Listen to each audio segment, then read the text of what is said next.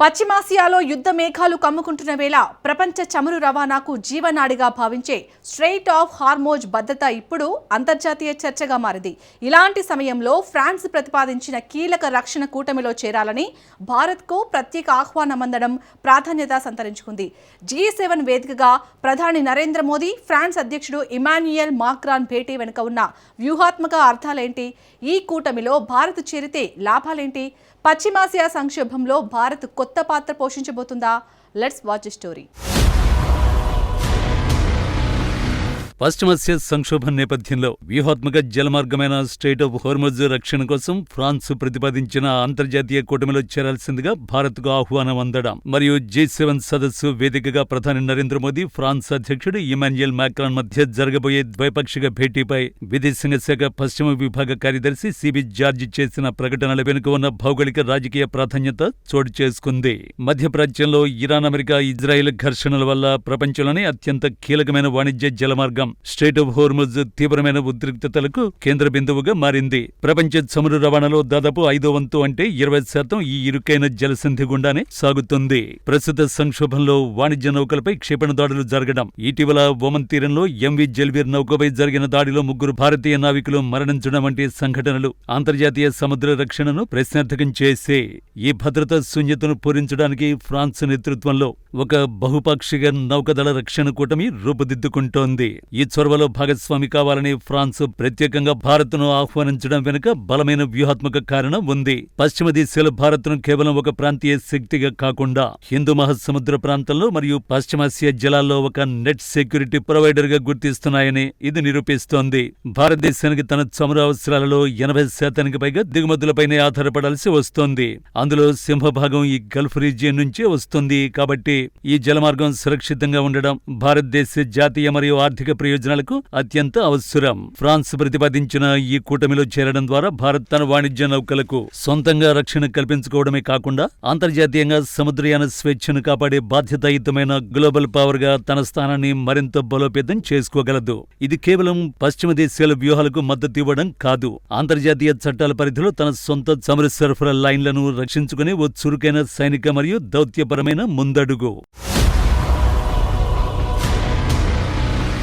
పశ్చిమాసియా సంక్షోభం తీవ్ర రూపం దాల్చిన తరుణంలో భారత్ అనుసరిస్తున్న వ్యూహాత్మక స్వయం ప్రతిపత్తి విధానానికి ఈ ఆహ్వానం ఓ పెద్ద పరీక్షగా నిలుస్తుంది.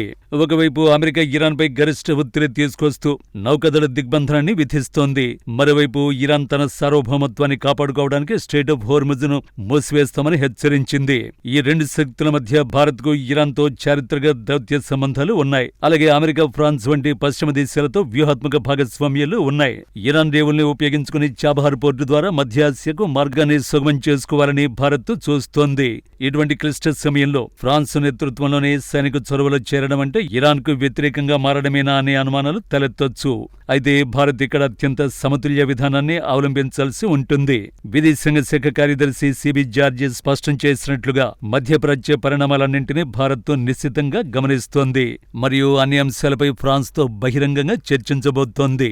భారత్ ఈ కూటమిలో చేరితే అది అమెరికా నేతృత్వంలోని కఠినమైన ఆంక్షల అమలు కోసం కాకుండా కేవలం అంతర్జాతీయ వాణిజ్య నౌకల రక్షణ మరియు సముద్ర దొంగతనం నివారణకు మాత్రమే పరిమితమని స్పష్టం చేస్తుంది. దీనివల్ల ఇరాన్తో ఉన్న దౌత్య బంధం దెబ్బతినకుండా చూసుకుంటూనే పశ్చిమాసియాలో భద్రతను పర్యవేక్షించే దేశాల టేబుల్పై భారత్కు ఒక శాశ్వత సీటు లభిస్తుంది.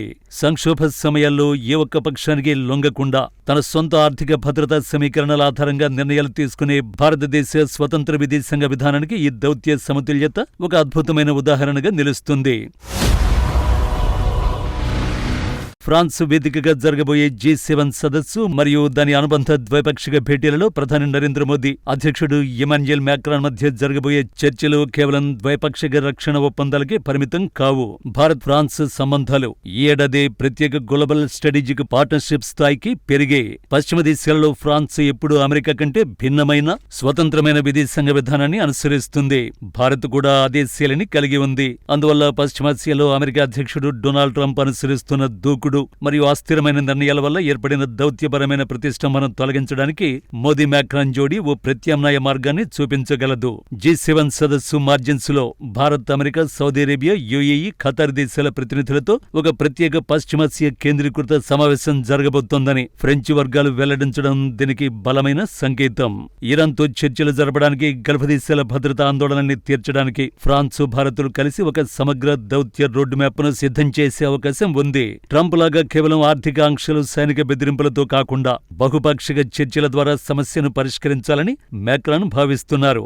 దీనికి మోదీ మద్దతు పూర్తిగా ఉంటుంది. పశ్చిమాసియాలో యుద్ధం వల్ల ప్రపంచ ఆర్థిక వృద్ధి రేటు 2.5% పడిపోతుందన్న ప్రపంచ బ్యాంకు హెచ్చరికల నేపథ్యంలో గ్లోబల్ సౌత్ ప్రయోజనాలను కాపాడటం కోసం మోదీ ఈ వేదికను వాడుకుంటారు. ఈ విధంగా ఫ్రాన్స్ ఆహ్వానం అనేది భారత్ను ప్రపంచ వేదికపై ఒక పెద్ద దౌత్య మధ్యవర్తిగా నిలబెట్టేందుకు దోహదపడుతుంది.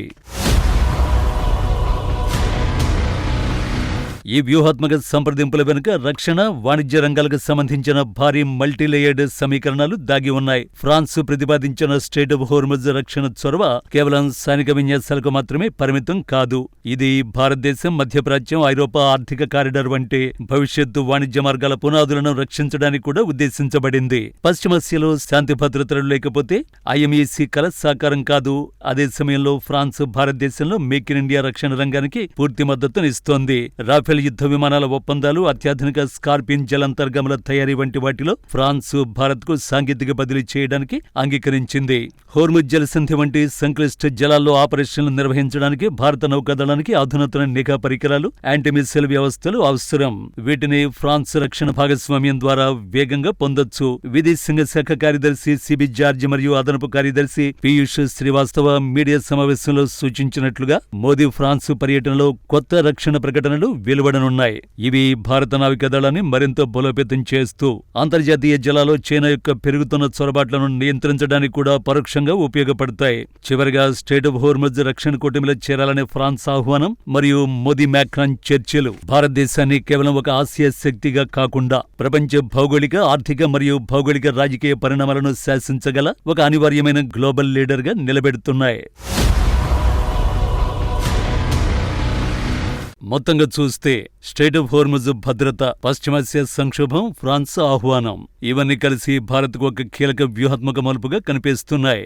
ఒకవైపు చమురు భద్రత, మరోవైపు సముద్ర వాణిజ్య రక్షణ, ఇంకోవైపు ప్రపంచ దౌత్య వేదికపై భారత ప్రభావాన్ని పెంచుకునే అవకాశం కనిపిస్తోంది. మోదీ మ్యాక్రాన్ చర్చలు ఏ నిర్ణయాలకు దారితీస్తాయి, భారత్ ఎలాంటి దౌత్య సమతుల్యత పాటిస్తుంది అనేది రాబోయే రోజుల్లో తేలనుంది.